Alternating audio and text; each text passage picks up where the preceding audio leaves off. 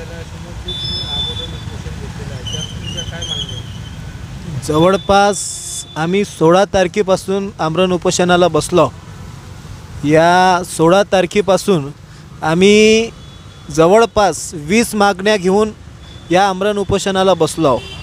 यामध्ये तहसील कार्यालय अंतर्गत येणाऱ्या मागण्या आहे, MSCBची मागणी आहे, PWDची मागणी आहे, पंचायत समितीची मागणी आहे आणि सार्वजनिक बांधकाम विभाग अमरावती या विभागाची मागणी आहे. तसंच नगर परिषदची आणि वन विभागाची मागणी आहे. अशा आमच्या जवळपास 20 मागण्या आहे आणि या सर्व ज्या मागण्या आहे त्या नागरिकांच्या हक्काच्या आणि ज्यामुळे नागरिकांना खरंच न्याय भेटल या अशा मागण्या आमच्या आहे.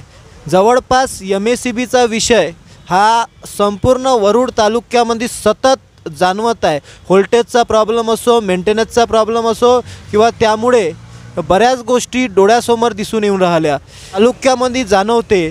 त्यानंतर इथं शेतकऱ्यांचे प्रश्न आहे.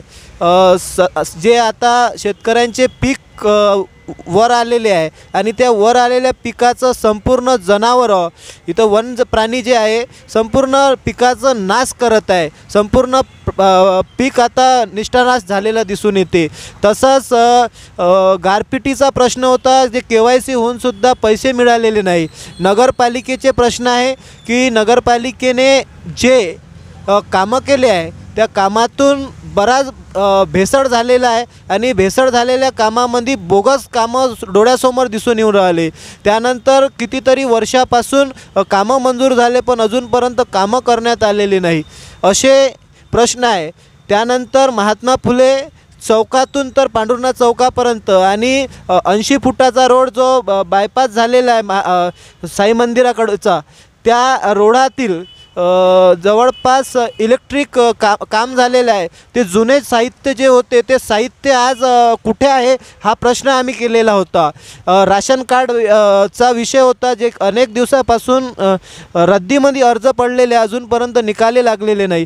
असे अनेक प्रश्न जे तालुक्यातील अतिमहत्त्वाचे प्रश्न होते ते महत्त्वाचे प्रश्न घेऊन आम्ही आमरण उपोषणाला 14 व्यक्ती बसलेलो आहोत. आमच्या संग 3 सहकारी उपोषण करते आहे आणि त्यांनी जे आज सकाळच्या वेळेस अतिशय त्यांची तब्येत ढासळलेली होती. डॉक्टरांच्या उपचाराच्या अंतर्गत त्यांना आमचे जे पेशंट होते अविनाश भाऊ बिसांद्रे यांना ग्लुकोन डी देऊन थोडंसं त्यांना हे करण्यात आलं. आज अतिशय मोठ्या सहकारींनी किंवा मोठ्या मोठ्या व्यापारी संघटनेनी आणि इच्छा सामाजिक संघटना अनेक संघटनांनी आम्हाला सहकार्य केलं आणि पाठिंबा दर्शवला. त्यातील बरेच लोक तहसीलदार साहेबांना आणि संबंधित अधिकाऱ्यांनासुद्धा भेट घेतली.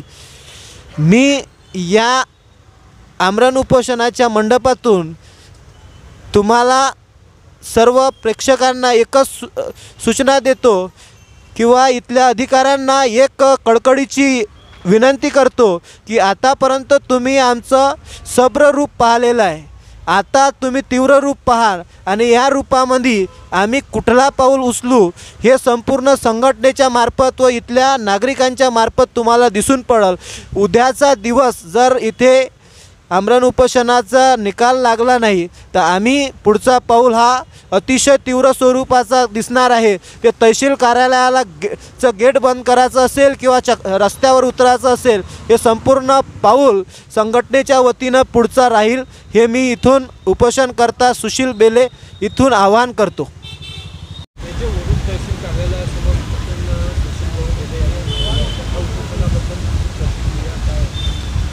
हे उपोषण 16/9/2025 पासून इथे सुरू झालेले आहे आणि आता सुशील भाऊनं आता तुम्हाला सांगितलेल्या 20 यांच्या प्रमुख मागण्या आहेत आणि त्या सर्व मागण्या योग्य मागण्या आहेत. CPWD असो की तहसील लेवलवर असो, नगरपालिका असो की फॉरेस्ट डिपार्टमेंट, ह्या सर्व ज्या मागण्या आहेत ह्या त्यांनी इथे पूर्ण नमूद केलेल्या आहेत.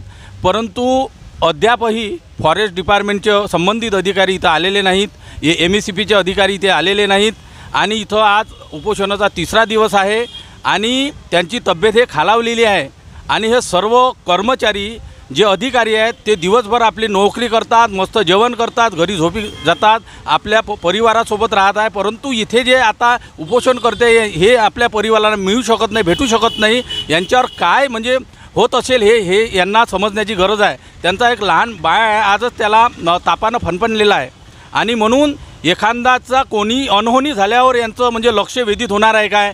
तर हे प्रशासनाने शासनानं प्रशासनाची दखल घ्यायला पाहिजे.